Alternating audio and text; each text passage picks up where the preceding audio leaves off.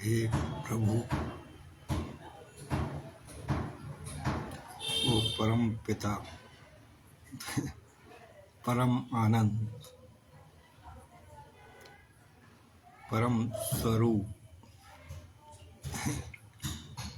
वो एनर्जी, वो भगवत्ता, मैं आपको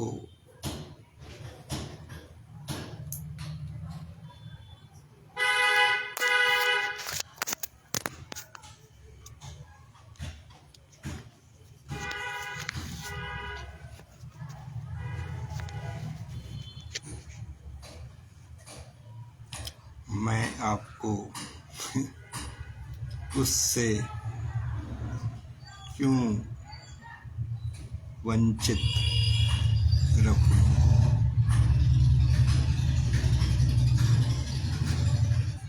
ब्रह्म आनंद है, ब्रह्म परमात्मा है,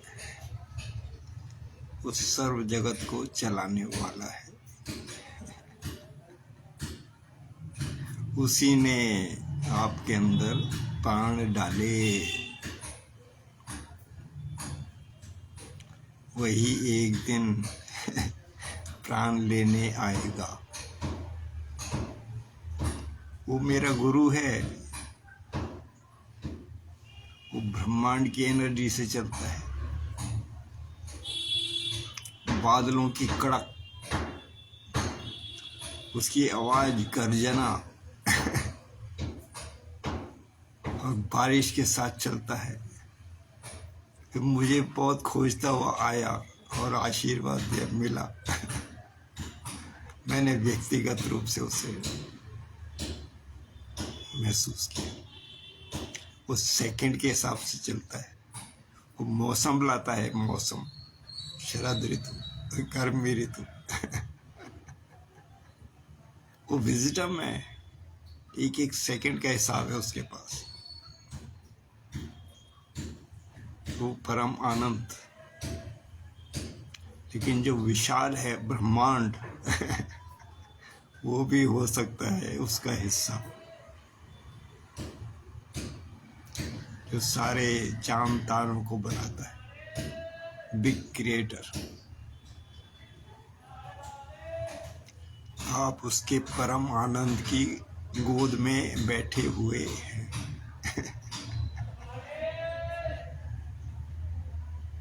उसने आपको दे दिया, ये शरीर दिया।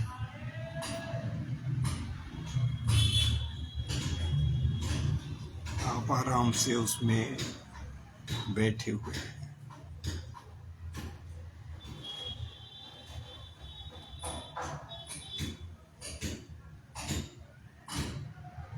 लेकिन आपकी जो चेतना है,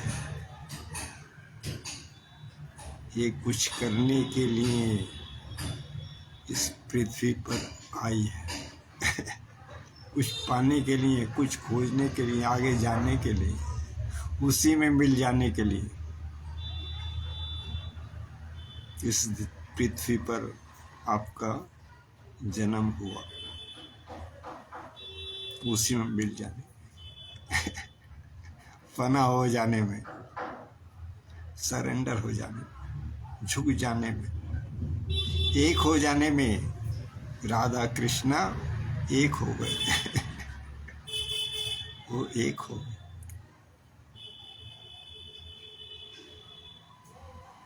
फिर आपको पूरे ब्रह्मांड को आत्मसात करना है। पूरा ब्रह्मांड।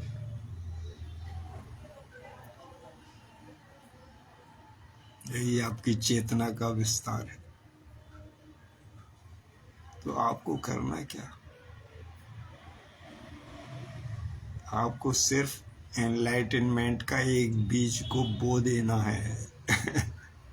जैसे एक पेड़ का बीज बो देते हैं, उसमें खाद डाल देते हैं, पानी डाल देते हैं, रोशनी डाल देते हैं, पशु पक्षियों से चरने के लिए उसको बाड़ लगा देते हैं, जाले लगा देते हैं, कांटे लगा देते हैं, तार लगा देते हैं। बहुत सुरक्षा देते हैं उसको, बीज को पनपने के लिए। एक बार वो उग गया वो अंकुर फूट गया बीज में से, वो थोड़ा बड़ा हो गया। धीरे धीरे वो फैलेगा, विस्तार होगा, फिर पेड़ बनेगा। तो आपको थोड़ी सी ही चिंता करनी है, थोड़ी सी। आपका जो एनलाइटनमेंट का जो बीज है, इसको उगाना है। जब आपने इसे उगा दिया, वो फूट गया, उसका अंकुर फूट गया, वो धीरे धीरे धीरे धीरे बड़ा होगा, फिर वो वृक्ष बनेगा। तो बस आपको उतना ही प्रयास करना है, उसको खाद देनी है, पानी देना है, सनलाइट देनी है, हवा देनी है, उसका ऑक्सीजन चलता रहे। आप देखते हैं, आपने दिया जलाया, उसके ऊपर आपने परात रख दी, कोई बर्तन से ढक दिया, उसे बुझ जाएगा वो।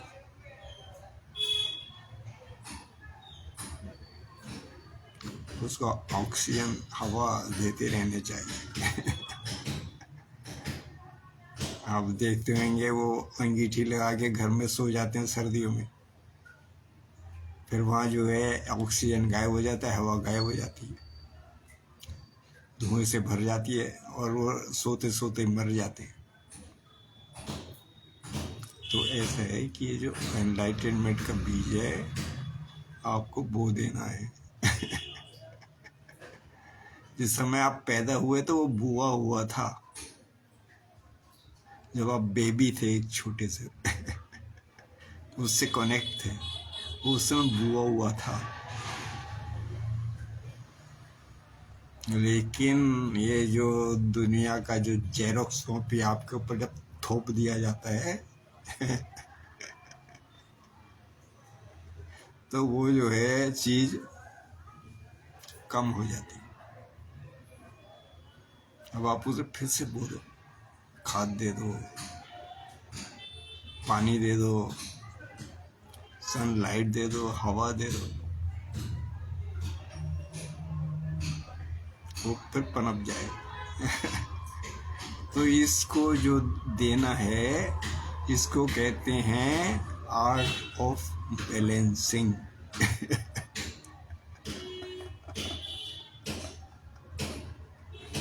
आर्ट ऑफ बैलेंसिंग क्या है?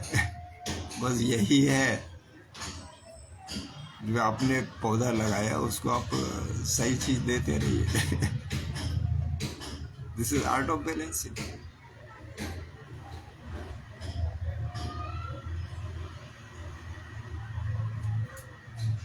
हे परमानंद।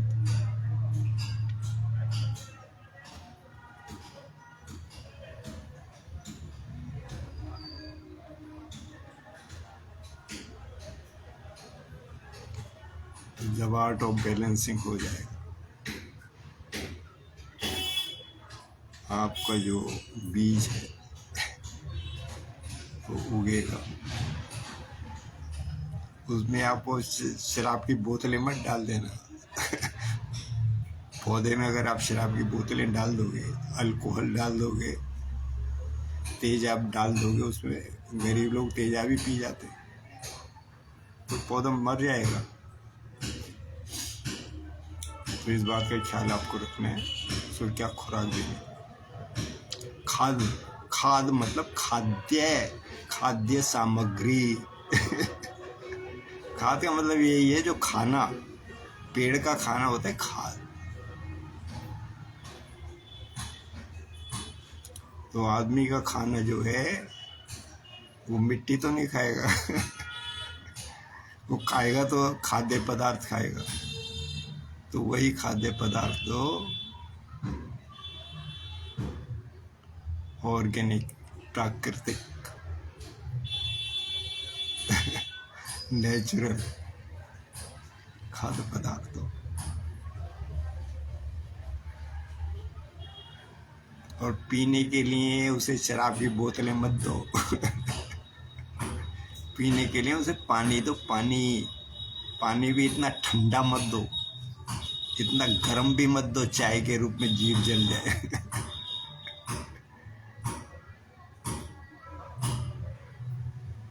तो पानी दो उसे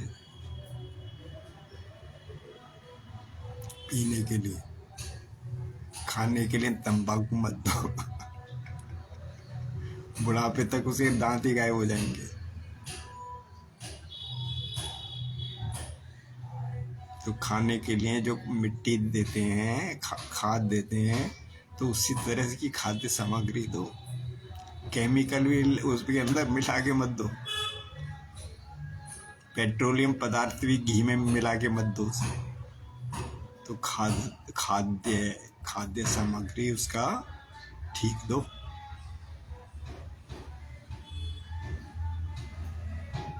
फिर वायु है, घर ऐसा बनाओ, झोपड़ी ऐसी बनाओ कि हवा आती जाती रहे, बाहर की हवा चलती रहे, चलायमान रहे।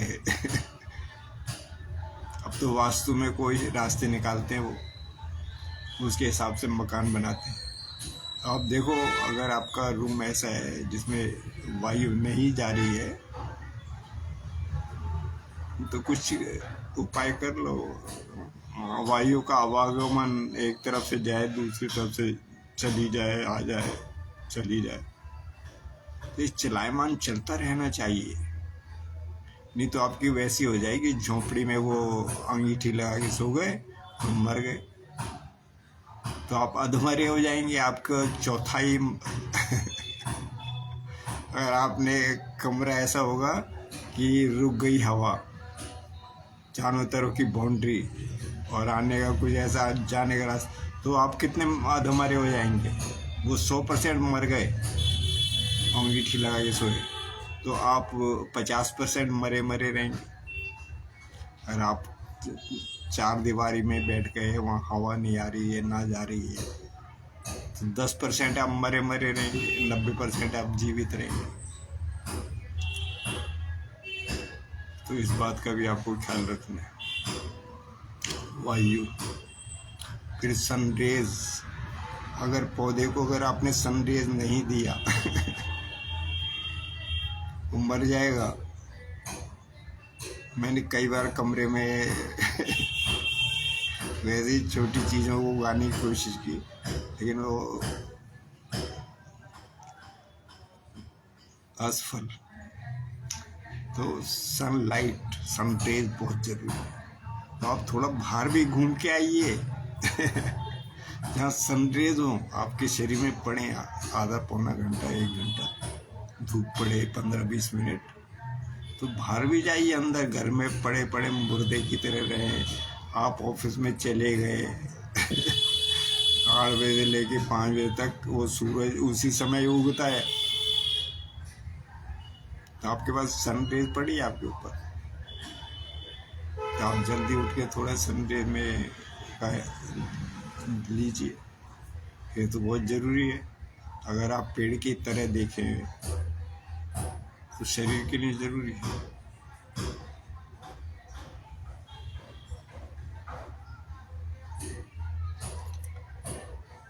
तो जो आपका इलेक्ट्रिक सॉकेट है, वो जब बीज बोएंगे तो इलेक्ट्रिक सॉकेट जो है कनेक्ट होगा परमात्मा से। कंपैशन, प्रार्थना, उसकी ब्लेसिंग, उसकी एनर्जी वो चलेगी। हे दयामय, हे कृपा, हे परम आनंद,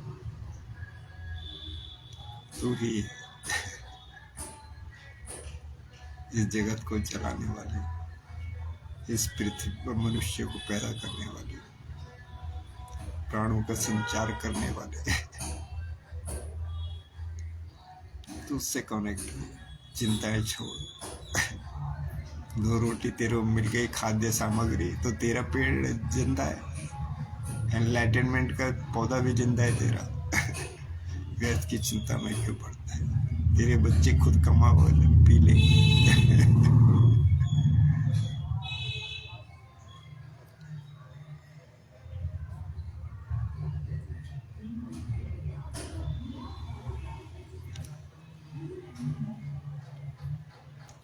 उससे कनेक्ट रहे, परम शक्ति से कनेक्ट रहेगा तो तेरा हार्ट सेंटर, तेरा शरीर कनेक्ट रहेगा।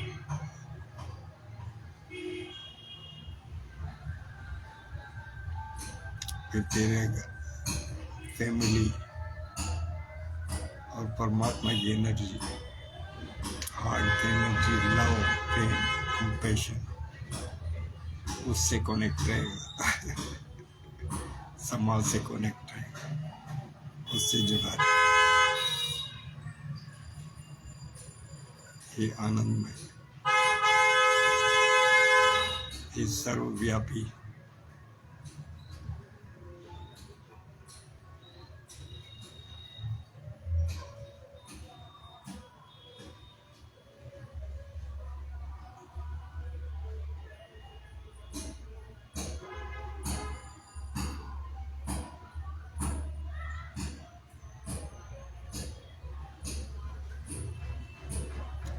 चलना फिरना आवश्यक है,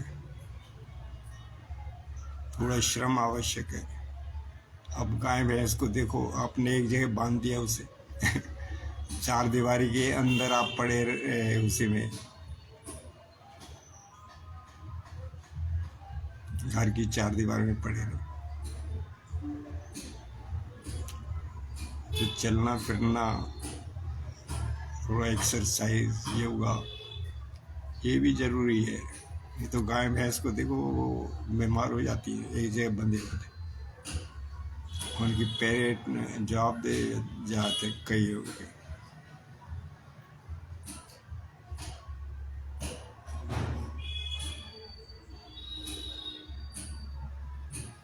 तो उससे कनेक्ट रहो।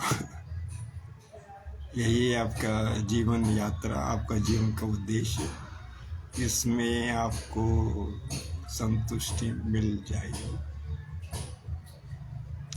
ये वो खजाना है जो आप साथ लेके आगे जाएंगे। ये बिल्डिंग आप साथ कैसे लेके जाएंगे? इतना बेईमानी करके आपने कमाया, इतना समय आपने व्यर्थ गंवा दिया।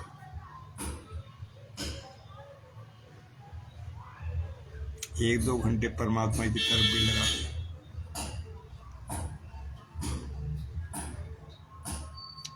ये सब यहीं रह जाएंगी। आप सोच रहे आप अपने बच्चों को देखे जाएंगे, जो उनकी किस्मत होगी वो खुद कमा लेंगे।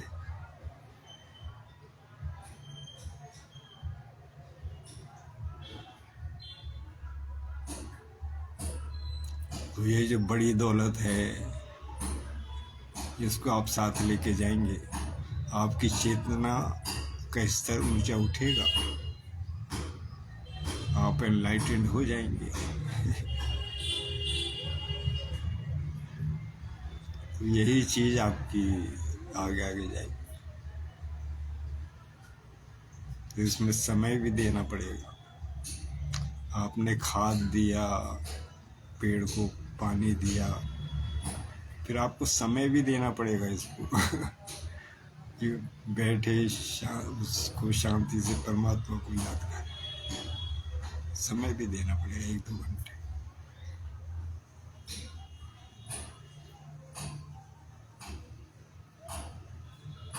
फिर क्या कि एनलाइटनमेंट जो है, आप एक सेकंड का ही आप आज के दिन धारण कर लो।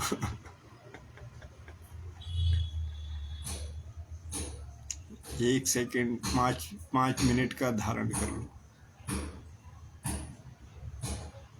उस डिवाइन शक्ति में रहो, जहाँ कथा हो, राम कथा, उसको सुनिए, वीडियो मिल जाएंगे उसके।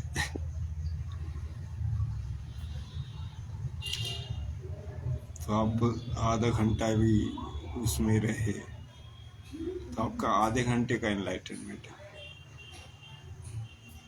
उस भाव से जुड़े रहेंगे परमात्मा की।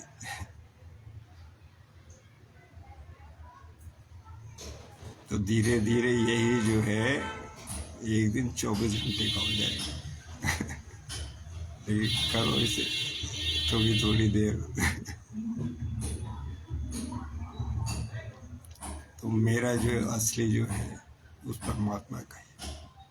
लेकिन जब आपकी प्रॉब्लम देखता हूँ तो मुझे उन विषयों के ऊपर बोलना पड़ता है।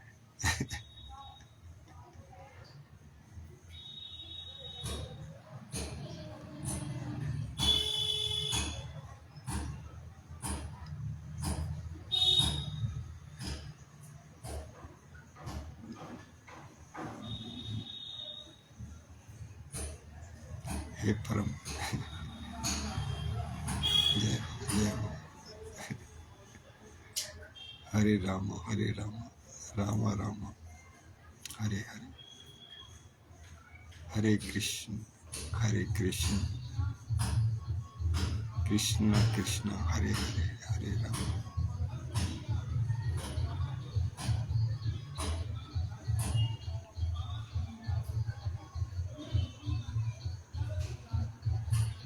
जय हो। आज छोटा ही इतना ही आज। Thank you.